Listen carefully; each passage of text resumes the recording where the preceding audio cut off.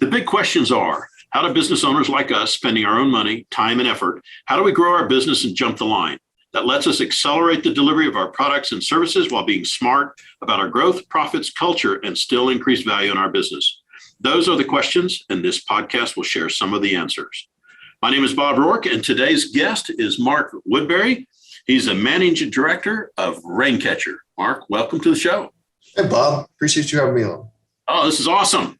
I appreciate your time. So tell us a little bit about you and what got you from there to here. Yeah, that's a good question. So my background was in finance, and as I mentioned to you briefly, worked in finance as my first job out of school, and always had, I think, an itch for a little bit more independence, less rigidity than I was currently having. And all this was my first job out of school, so I think supposed to be some rigidity, and you have to earn your stripes a little bit. So I learned a ton, and I liked what I was doing, but had an itch to go towards self-employment. And they say, what is it? Necessity is the mother of invention. Meaning, if you want to start a business and you don't have any money, you better figure out how to start a business with no money. And so for me, that was learning the digital space. It was a very low barrier to entry to do business online, to build websites as a service. To at that point, start a website and get into e-commerce, very low customer acquisition costs. So that's what I did. I dabbled around online and figured things out the hard way. Initially, taught myself a lot of hard lessons, stumbled and fell a number of times, but this was nights and weekends for a while, and ended up having some success. Really, I think maybe at the right place at the right time. I think that was an easier time to get into e-commerce. It's much more competitive today. There's a lot of software that has decreased the barrier to entry even further. So there's probably 10, 20 times as many merchants online today competing for the same ad space as there was 15 years ago when I got into it. But I got in and got my feet wet into self-employment, learned the hard way about having to keep your own books, quarterly estimated taxes, learned that lesson the hard way. So plenty of stumbles, as you've no doubt seen with yourself or potentially your clients. And so learned that the hard way, and ultimately ended up selling that and got into what I didn't know what my next venture would be until I sold that company. And throughout the sales process, that's when I learned, okay, this is what I want to do. I'd done consulting at other firms before. Do I want to do consulting in e-commerce? Do I want to do consulting for some supply chain logistics? Yeah, didn't really ring a bell. But then when I sold my company, I realized, okay, this is what this person does. They just understand the M&A process, know who all the key players are. And it's a lucrative space to be. I think it provides value. It's fun. It's very goal-oriented. I'm not just racking up hours on somebody else's bill. In fact, I'm working for free most of the time until I close something. And so that's how I got into the business brokerage space. Started my own company with a partner. We had a couple employees after 3 years. And then he and I split off, and he went to work with his wife on her business. And fortunately, a few months later, I met the folks at Raincatcher, which is the firm you're familiar with, and the group I'm at now. And it's been a great transition. It's been, I still have all the flexibility. Somebody sets their own schedule, and I run my own division. But I also have the scale of a large company that has processes and who has already made many of the same mistakes that I was currently making. And so I've learned a lot of lessons the hard way, and now I don't have to learn them the hard way. I'm part of a much larger organization. So, we're an Inc. 5000 company. We're one of the larger business brokerage companies in the U.S. You were talking about your e-commerce company. So what niche did you finally land on? Yeah, so we ended up drop shipping equipment. This is in the days when you could just, and this is still done today, but to a lesser extent, which is you make a sell and then you turn around and buy that product from the supplier or the manufacturer. So we used equipment. We used primarily woodworking equipment, but we had metalworking, and we had desks and tables as well. And we kind of branched out. This is before Wayfair and before House. So there was some furniture element to it, but we also had equipment. This is before the major equipment dealers had a large online footprint. And so myself and my partner at the time had just figured out online marketing before many of the major companies with larger budgets than us had. So we sold primarily equipment online. I think about trying to match up what you learned in college and your first job with what you ended up doing. What did your degree prepare you to do as far as it goes with this business? That's a good question. I learned the basics of accounting. I learned that relationships really matter. That always rang true. I don't know if that's necessarily coursework, but that was my life experience that taught me that. I learned the basics of finance, of business management. We scratched the surface of sales and marketing, but a lot of it is just on the job experience. My best lessons have come from stumbling and falling, or I've sidestepped maybe some mistakes by observing what other people have done and by surrounding myself with people smarter than myself and people who have done it before me. I think that's just how I've gravitated towards learning as opposed to a textbook per se. And so, you went from an employee at an investment firm, digital marketing space, built a company, got it to the point where somebody wanted to purchase it from you. So you went through the entire transaction journey. Yeah. And then your next step, you were in what, M&A in the digital space as well? Yeah. So I had a couple side projects at various times, some that went well, some that didn't, but with a friend who sold basically scrubbing brushes on the end of drills, and we sold them on Amazon. And so that was really his business that I supported. At this point, I lived in Los Angeles. I took a consulting role at 20th Century Fox. So I've seen behind the hood of the Fortune 100s and how they operate. I'm much happier in a small business environment, I'll say. But that was a fun role, just to be around that type of corporate environment and to go to work in a 36-story tower on their Fox Plaza every day. So that was fun. That was probably an 8-month. It was supposed to be, I think, a 6-month gig. It lasted, I think, 8 or 10.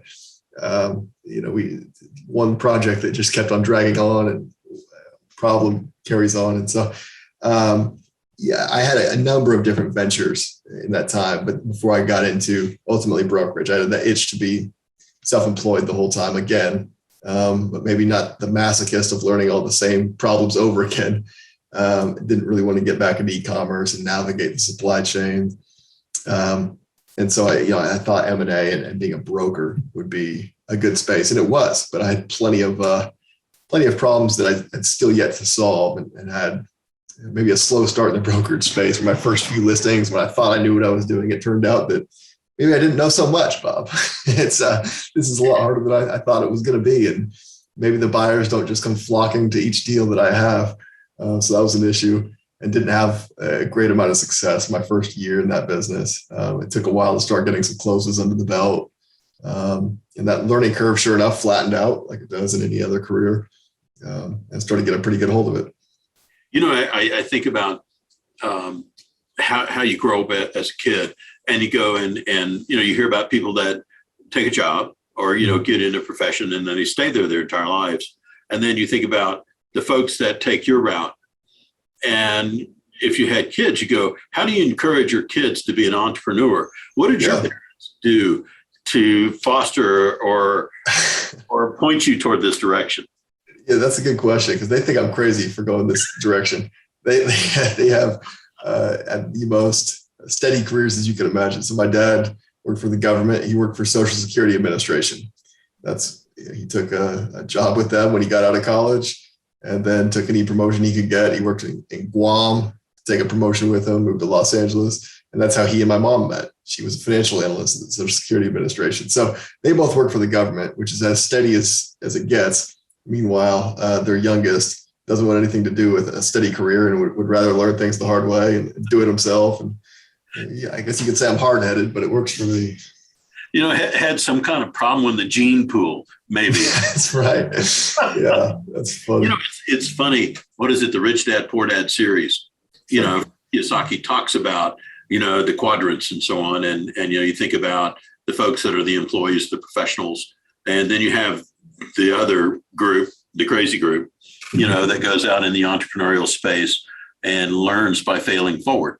Mm-hmm. And for you have a varied career between finance, M&A, actually building the company and selling the company and helping others and so on. So when you're talking to a business owner in the SaaS space or online retail, whatever, what is it that you bring to the table that you think resonates with them when you're having the first conversation? Yeah. I think I'm cut from the same cloth, that kind of wild entrepreneur that figured it out by trying cloth, as many of these people are. Because though I was that guy, I had to figure it out. A lot of these people desire to have the freedom and flexibility that goes with running an online business. Some of these people transitioned upon having a family. They chose to leave their job and they wanted to be able to work from home, or they wanted to work they're working 60 hours a week as an engineer, and I'd rather work 20. So they buy a business, or some people want to learn how to launch a business with low upfront costs. They learn how to get into digital marketing or how to get into selling products on Amazon. So I think I'm cut from the same cloth as a lot of those folks and can relate to them. I also have the benefit, which many business brokers don't have, of being focused on just one industry, right? So I just focus on the digitally native space, be it SaaS, e-commerce, content and media websites. And I think because of that, I know many of the key players in the space. I've spoken at a couple of conferences in the industry. And I know what moves the needle in terms of value with those types of businesses. I think people find that to be valuable. For that business owner that's in the digital space, right, that's listening to this episode, and they go, well, what are the value drivers, and what kind of things do I need to make sure that I'm doing in my business? And, so what kind of things do you talk to folks and advise them to do? Yeah, that's a good question. So I think the short of it is making your business as sellable as possible is to make it run without you. It's a business that you don't want to sell is the one that's most sellable, right? It's because there's a much larger pool of buyers who are looking to buy a cash flowing asset than are looking to buy themselves a job. Like you and I spoke about it before the podcast, Bob, there's millions of businesses out there that make $100,000, $200,000 a year, but they require an owner to step in and operate them. And to oftentimes work 30, 40, 50-hour weeks, which can be done. Those can be sold. But the ones that are sellable at a higher price are ones that have management in place, have operating procedures, and have more or less navigated or grown through the phase where it's reliant on the owner as the operator. I think about the difference between a job and a business. Mm. And for you, when you're talking to the various potential clients that come in and contact you, if you could characterize, do you think that those business owners recognize the difference between having a job and having a business? Or is that something that's forced on them in the sales process? That's a good point. Most don't, I'll say. Most people, especially I think in the digital space with the clients I work with, it's them. They're the artist and this is their artwork that they're selling. They don't realize oftentimes how reliant on them it is. We kind of counsel them up and say, this needs to be an operating procedure. Somebody else needs to be able to step in and operate this. But I'll say that some have learned the work-life balance and have learned the importance of delegating, even if that means a couple errors are made while a new person is broken into a position. It doesn't have to be perfect. What needs to happen is these people need to learn, and you need to build a management team underneath you. And to be able to step out and work on your business instead of in it. That's the minority in my view of small business owners who understand that. But as they get larger and that becomes a necessity, I think that's when owners become more just owners as opposed to owner operators. The things that strike me as I think about the various business owners, and we all come out with some kind of formal education typically. And the formal education usually has absolutely nothing to do with what we're doing. I'm a pretty kid that organic chemistry took me out of med school. And so, and went through the Army, went through Intel, and now I'm in the finance space. And you go, well, those don't match up at all. Yeah. I think about as these business owners are out there searching for resources, when you were running your business, was there a pivotal book, resource, mastermind group, or influencer that helped you get ready to sell your business?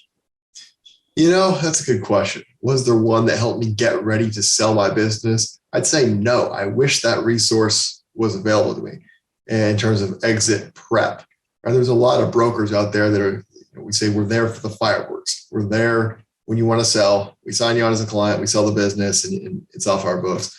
I'd say had I come across Raincatcher or a firm like Raincatcher that has an exit prep part of the business or a business coaching part of the business, somebody who to teach you how to keep better financials, somebody to teach you how to delegate and build standard operating procedures in your business, or how to price your product and service.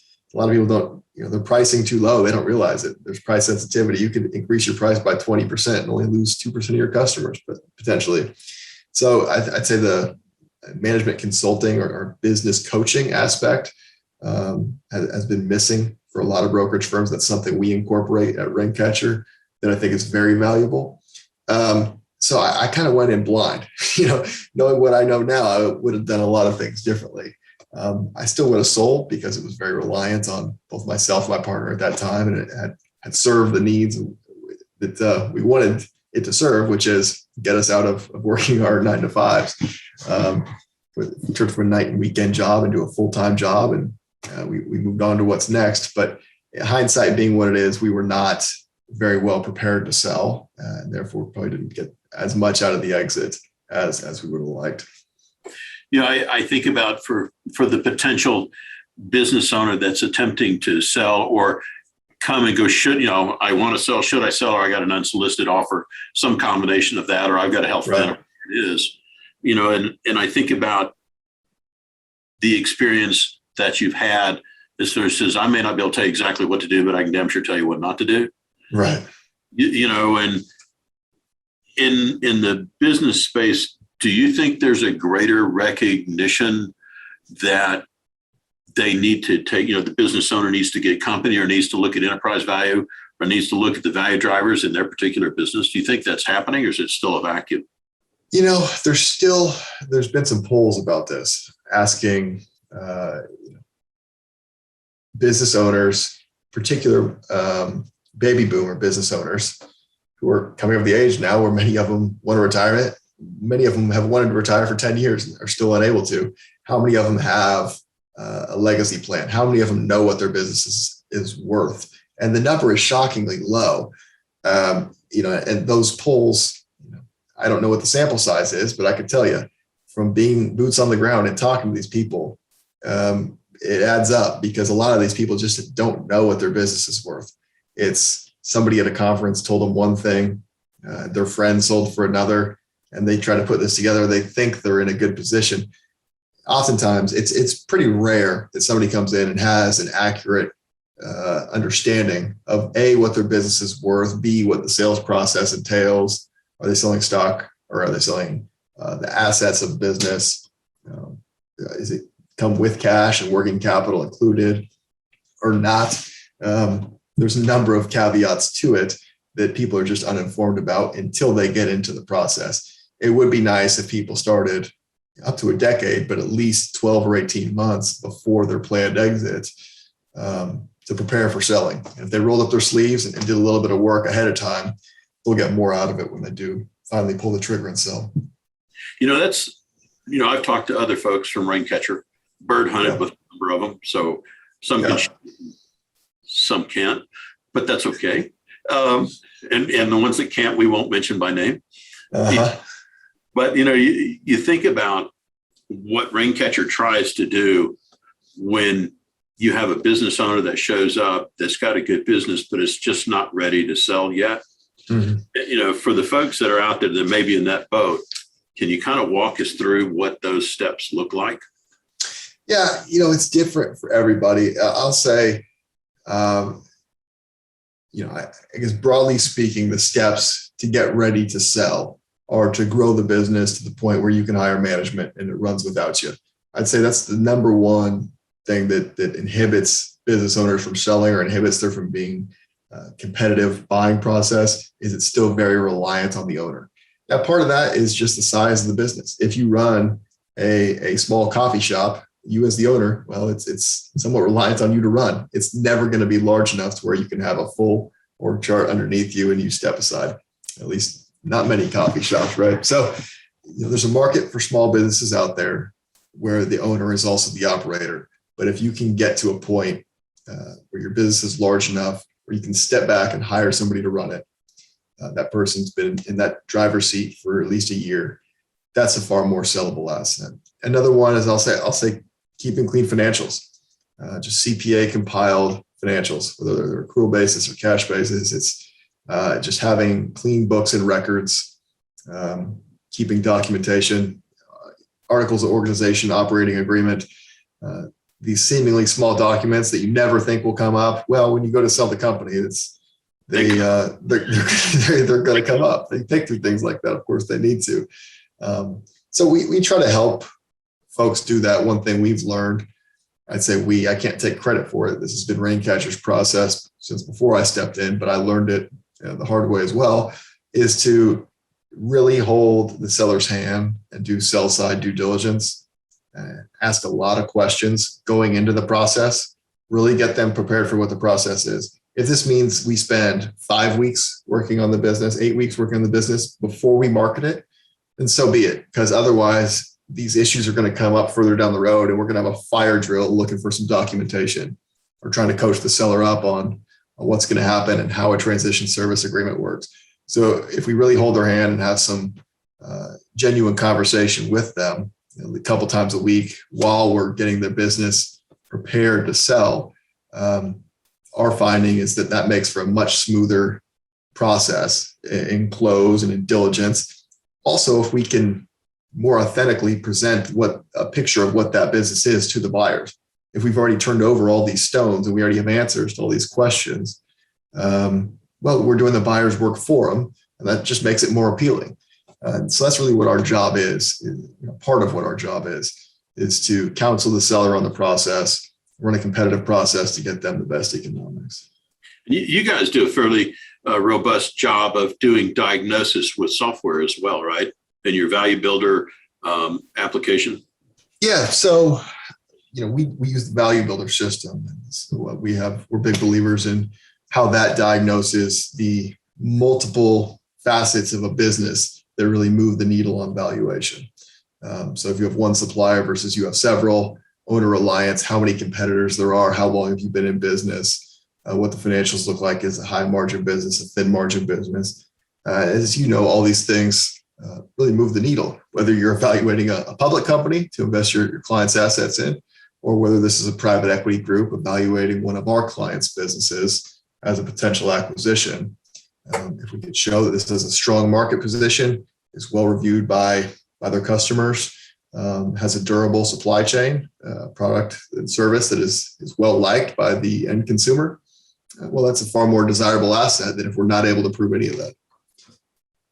Do you think, as you're out there and around, there's more than one type of buyer? Do you think that the business owners are well versed in the range of types of buyers? That's another good question. And unfortunately, the answer here again is no. We do see the occasional buyer, the occasional seller who knows, hey, in my industry, we oftentimes sell to XYZ company. XYZ company, they're at all of our industry events, or, I was at such and such industry conference, and this group was there soliciting bids, and another business owner I knew sell to them. That does happen, and they're able to cue us in or kind of point us in the right direction of who are going to be the potential buyers.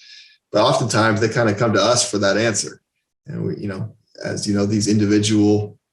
these small businesses be worth under $1 million. They're really going to sell to another competitor in their same business model, typically in the same city, or an individual. There's serial entrepreneurs who might build a business, sell it, and go on and buy the next.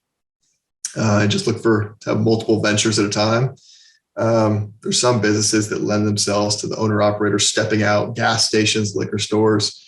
So not companies that I work with as the digital advisor, but those make good passive business assets as well. Some people own a portfolio of, right? So we find that I'd say no, 80% of these business owners, they might think they have an idea, but they really don't know who the end buyer is going to be. And then the larger businesses, 135 million plus in annual profit. Hey, we know a private equity group's out there, or occasionally such and such private equity group has already shown interest. Should I take their offer, or can you find me? Can we run a competitive process? Can you hold? We need some professional handholding to get the deal done. Also, can you get me some competitive bids? So they don't know the names of private equity groups, but they know, there's an investment group, a family office, a private equity firm out there that's going to buy them. I just think about the experiences of life, right? When's the last time you did something really well? The first and only time you did it? Yeah, that's right. That's a great point. It's one of those things that most people only do once, right? We're selling a third generation family owned business right now. This will be the only time it's been sold. It was started by a great grandfather, and so other people start a business, and it is their well-being and livelihood for 30 years and ended up selling it. I'll say that my niche is a bit the opposite in that way. And some of these digital entrepreneurs, they're kind of like me. They're on to the next thing. No longer are they jumping out of bed to work at it each day. So they sell that. Now they want to start a software business. And now they want to start a web development business. So I think I think the younger generation gravitates towards doing that. We have trouble staying in one place for any period of time.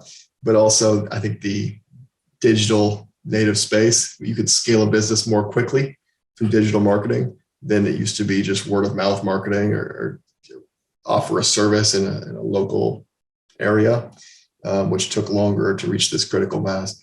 So you're right that most people only sell once. For the components of the sale, as you're working with your customers, I don't know how much of an emotional sale event it was for you, but when you're working with these business owners, how do you take and try to pre-frame the emotional roller coaster of the sales process? Yeah, that's a good question. For a lot of these people, their business is their baby, and it's probably understandable. It's your business owner. I'm sure you get it. Most of these people, they raise their kids in the business. They might own the business real estate. They service the community, their employees, and so oftentimes their customers are like family. So it's about finding the right fit of a buyer who's going to take care of them as well. And it is a very important step. And we find that trust is paramount in them making a decision who they're going to work with, and for them being happy with the outcome. So we just don't push anybody. We just very, I think, upfront and honest about what the valuation is, and back that up with the facts and figures that are at our disposal, as well as the experience that we have. And oftentimes just questions will arise. What does this look like? What does that look like? They've built it out around their vision, and if it's time for somebody else to step in, it's oftentimes they have questions about what that's going to look like. Some of those we can answer. Some of them we kind of have to wait until these offers come in, introduce them to the potential buyers, and wait for there to be some dialogue there for the seller to either get comfortable or potentially not with who the new owner is. As I was thinking about when you sold your business early on, the likelihood of that being the biggest check you ever had in your hand is probably fairly high. Well, I'll tell you, when I was 25 years old and still had student debt, it could have been, whether you gave me $200 or $200,000, it felt like a ton of money up until, a few months earlier that year. But yeah, I never thought I would have needed more money than what I had at that point. I was wrong. Clearly, it goes quickly, but you're right. It kind of goes with the territory. You hear that 80% of the business owner's net worth is tied up in their business, right? And so they're petting and taking care of their family legacy and this, that, and the other. And there's that tipping point where the business goes through, the funds are wired in, or they get the check in their hand. What's your observation on talking to those folks the next day or the week after they close transaction? Yeah, I think it sinks in usually a bit before then. It sinks in right when they start to get offers. I say, you see that glimmer, that excitement, or that sometimes second guessing themselves. there's mixed emotions there, but it's oftentimes just backed by a lot of excitement when they get indications of interest and ultimately sign away their business. But you're right, when the wire comes in, it's just, they're very grateful. It's almost a weight off their shoulders oftentimes. It's freeing. You see people who are still married to it and want there to be, want for continued success and try to help in any way possible. They're still very tied to that business, the customers, the employees.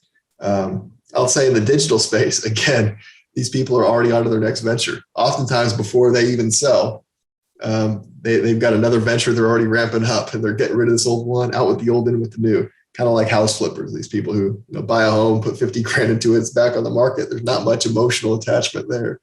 I think that happens more in the digital space than it would with somebody who runs a manufacturing business for their whole career. I'm oftentimes struck by, the business is sold and there's that sobering moment where, post sale, where they feel like they have the need to do something. Yeah. With the funds. Yeah. That's interesting. We try to bring a deal team together. Obviously wealth managers like yourself, M&A attorneys, it helps to have good advice all around and try to build a deal team. Oftentimes they have a plan for what they're going to do. Some of these more traditional businesses, they're going to sell the home and go sell the business, sell the home, and they're moving somewhere and they're buying a house there. They're buying a beach house. They already have plans in their head, oftentimes, on what they're going to do. The serial entrepreneurs who, again, gravitate towards the digital space, they roll that money right into the next venture usually. It's more about this addiction of building in the next business than it is about feeding a lifestyle oftentimes. To kind of model a call. So let's pretend that I'm some kind of digital firm. Yeah. And I've received an unsolicited offer for my company. Yep. And going like, I don't know if this is good, up, down, left, right. Yeah. The advice is, okay, I want you to call Mark. Yeah. And so I call in and go, Mark, this is what I have going on. Walk me through kind of your process of talking to somebody that's got a potential offer for their company. Yeah. It's good that you bring that up because we have a client like that now. And so these are conversations I've had a lot of recently. Oftentimes it's somebody who I don't know what it's worth. I don't know if this is a good offer or a bad offer. It's a lot of money, but is that the right amount? Am I leaving some money on the table? And then how do I sell it? Assuming I want to take this offer, what happens to my employees? What happens to my contracts? What do I need to do to sell it? That uncovers it's a whole nother conversation in of itself. There's a lot to be done, but typically we'll just counsel them on what is fair market value for the business. That starts with us gathering the financials, understanding their operations, how reliant on them it is. Put them through, as you mentioned, the value builder assessments. We have some software to diagnose these companies. And we also just have some candid discussions about them, about how reliant on them it is, how long they've been running it, how clean are the financials, et cetera. And we'll say, okay, are you interested in taking such and such offer? And sometimes that happens. People come to us and they want to work with the people who have already made them an offer. They just want some professional handholding to do so and to get the deal executed. Other times people say, hey, we have 2 or 3 interested parties. Can you run what we call a limited auction? Find these, call it 3 parties, put a data room together for them and share the business documents. And meanwhile, if it's a fit for these 3 companies, let's try to fill in with 5 or 6 more strategic buyers behind it who could be a fit. Data room, for the folks that don't know what that is, what's your data room? That's a good point. So the data room is just a web hosted or a cloud hosted. We use software, specialty software around getting a data room, but many smaller brokerage firms just use Dropbox or Google Drive, something like that, where we grant access to buyers who have already proven that they're capable, shown interest, signed a non-disclosure agreement. We'll grant them access to various data documents that are stored in that data room. So it's just a place to share financial statements, articles of organization, an overview on the business and the org chart, the employees, et cetera. But really, it's a pretty expansive list of documents that go into it, especially with some of these larger companies. We have some that are in diligence, legal diligence and financial diligence for several months before they end up closing. So that data room gets worn out. I think for a lot of folks, colonoscopy comes to mind. Yeah. When you do that kind of process, and yeah, doing your homework up front. Yeah. Or knowing that this is coming. Yeah. And normal. And then for you guys, so let's say you have that particular company and they have maybe more than one bid. The owner is going like, I really don't know. What do you guys do to try to take in and create more value for them in the process? Yeah. So, that's a good question. We have the benefit of the critical mass and our scale of having a large buyer Rolodex. I didn't have this much scale. I mentioned previously, I ran my own small firm. If we got an offer, great. I'm trying to massage it, trying to get them financing, trying to put a deal together. Here, we're fortunate enough to work with some larger clients oftentimes, but even on the small deals, we can occasionally get a couple more offers. So we'll typically have a marketing period. So once we prepare the business presentation documents, we have the recasted financials and what we call a CIM, or confidential information memorandum. It's just an overview of the business and the industry. We'll go to market. That's about a 4 to 6 week process. We're on market and sharing on a confidential basis the overview of this business. And then parties who are interested and capable, they buy into non-disclosure, and we share the data room with them, which we've mentioned. And then we'll ask for indications of interest. Right? So these people will put forward a formal document, non-binding at this point, but they'll put forward a formal document on the price, and they can give a price range at this point, and terms that they suggest the transaction happen at. Do they want to buy the whole thing? Do they want to buy 70% of it and keep the seller in place for a period of time? How much cash, how much debt, how much equity is going into the transaction? And then maybe we'll get anywhere between 3 of those, and sometimes we got 17 for a business. One of my colleagues did. It's ultimately selling to a private equity-backed strategic. But we'll typically get a number of indications of interest, and then we'll discuss those with the seller, right, or with our client who we represent, and we'll shortlist a handful. Call it, could be 3, could be 6. But we'll have discussions with them about where their offer comes in at, what the seller would like to see, what would make their offer more competitive. And then we'll have a 2-week process where we're going to introduce the parties if they haven't already met. Typically, we'll do a meeting in person. So the buyers are going to fly out to wherever the business is, wherever the seller is, and we'll fly out there as well. And we mediate, typically meet over lunch, go over the business. If there's a facility, we walk through the facility. The buyers will ask any further questions.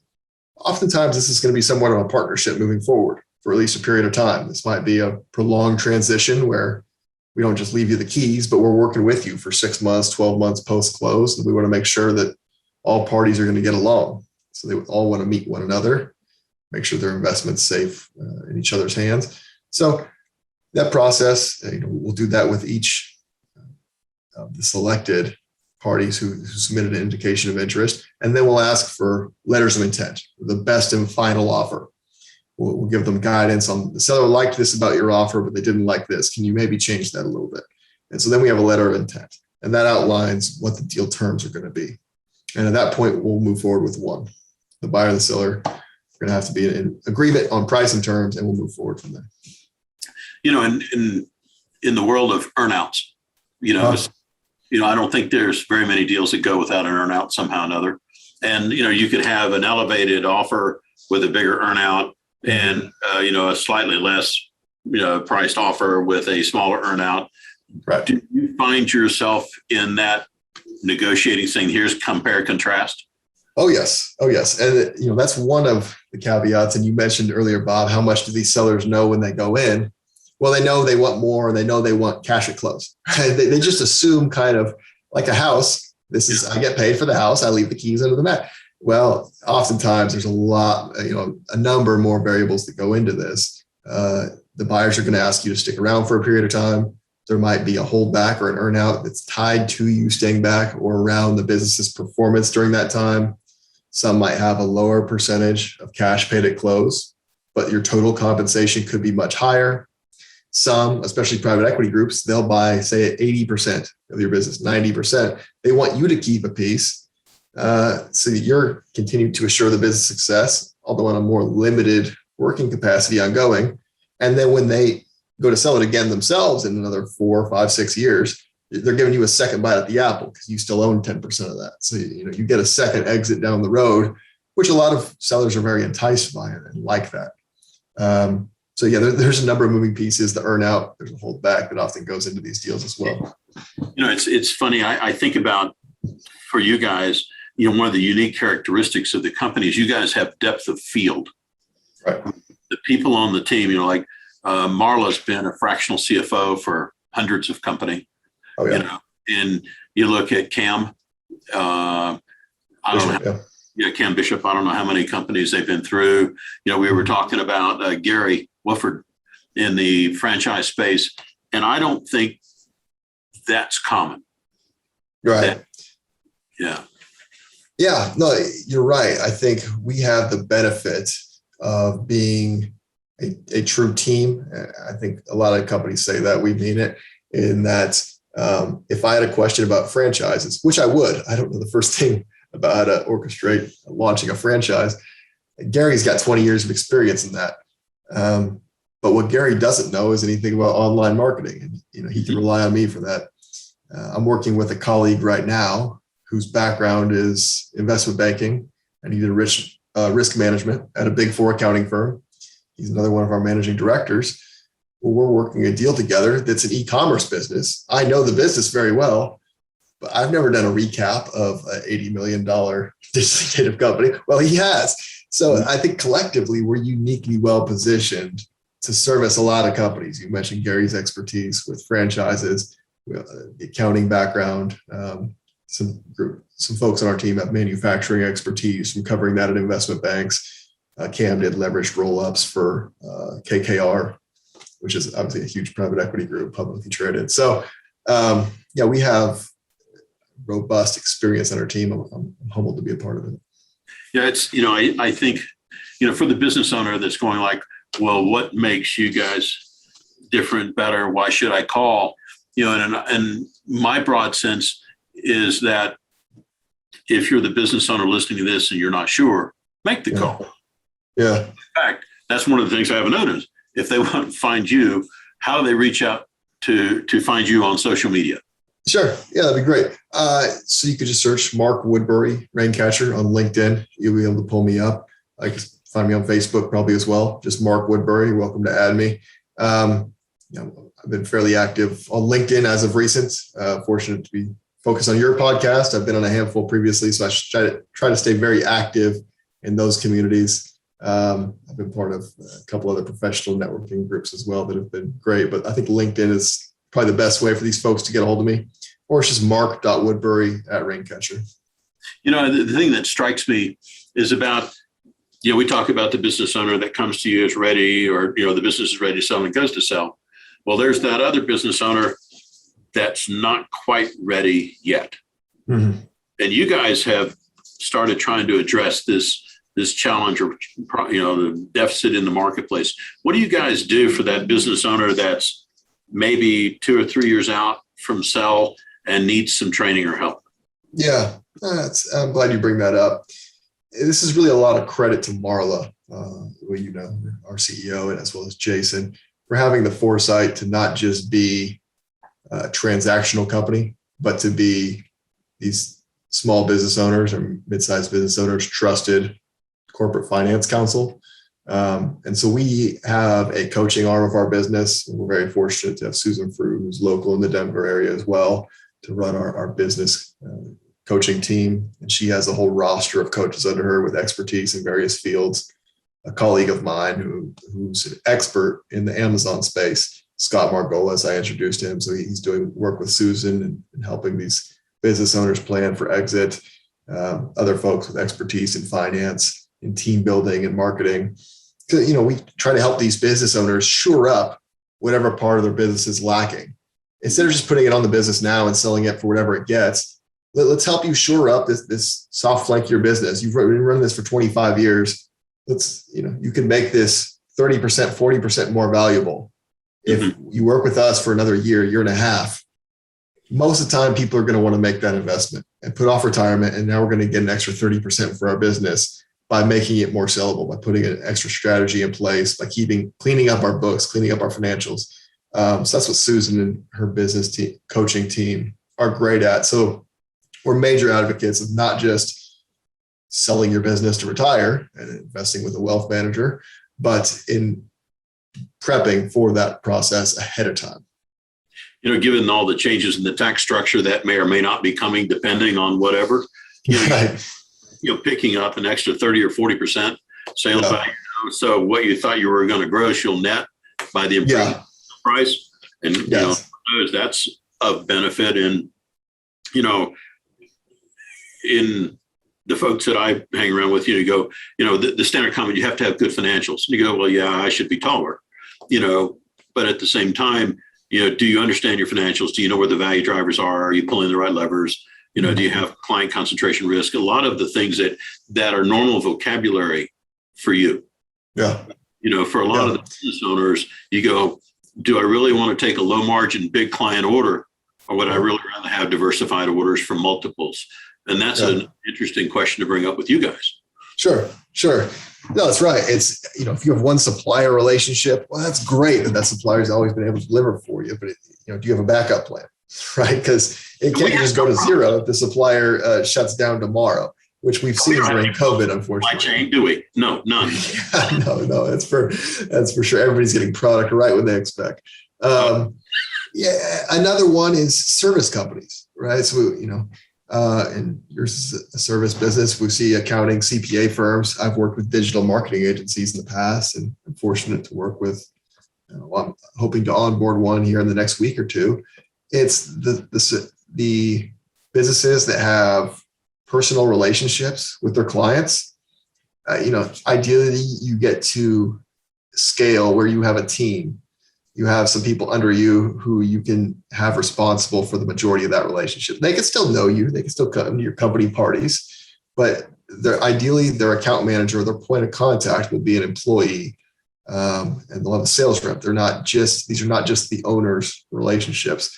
So that makes it far more difficult to sell if these clients are sticky. So I forget the question. I'm dovetailing again into another aspect that makes these companies sellable. The thing that strikes me about all of this, is I'm a fan of business owners, or I wouldn't have the podcast. I wouldn't own business myself. Right. Fascinated by the courage and gumption that business owners have and how they decide to get in one thing or another. And yet at the same time, the deficit in what they know about value drivers and how to, because having a business ready to sell is just good business. Mm-hmm. I mean, you don't have to have it as an event at the end of your business. Right. Way to the time doing it. And for, part of the reason why we spend a fair amount of time with Raincatcher is, one, I know the principles real well. Yep. I think what Raincatcher brings to the table is a business owner centric ethos. Yeah. That's what I think. And it's not just saying that, it's just watching what you guys do. And so real credit. We certainly strive to be of service to the small business community. We have our tenets or our core values, and that the business ownership is the American dream, and we're here to service that community and those folks. So we work almost exclusively with entrepreneur or family-owned companies, whether it's first generation or second generation, and those we consider ourselves oftentimes to be kind of their protectors when they step into the world of private equity groups and corporate finance, people who know more about the M&A process than they do. And so we think of ourselves as service to that community when they go for what will in all likelihood be by far the largest transaction of their life. And they capture that value that took them 3 generations to build. Which is back to the comment early on. When's the last time you did something really good the first time you did it? That's right. Yeah, I almost wish everybody failed at selling their first business, a lemonade stand right off the bat, so they could understand the process that goes into it and come seek counsel the second time. Yeah, nothing like getting beat up en route to take and give you some perspective. That's right. Well, and we do see from some people who try to sell the business themselves or try to work with oftentimes some inexperienced advisory groups who may come back to us 6 months or a year later. So we never fully count those out when they try to do it themselves, because there's a lot of questions that are going to come up that, we're here to answer them when they do. And you guys have, to kind of bring this to a close, you guys have, for the business owner that's trying to get just a general idea, you have a link on your website where they can take and go through the value builder process, correct? Yeah. So we have that value builder software, which, for folks who are interested on where their business stands today, it's completely free to use. They can go in and test out on these various 8 value drivers. How does your business score? And if you were to make some adjustments, what would an increase in your business's sellability score?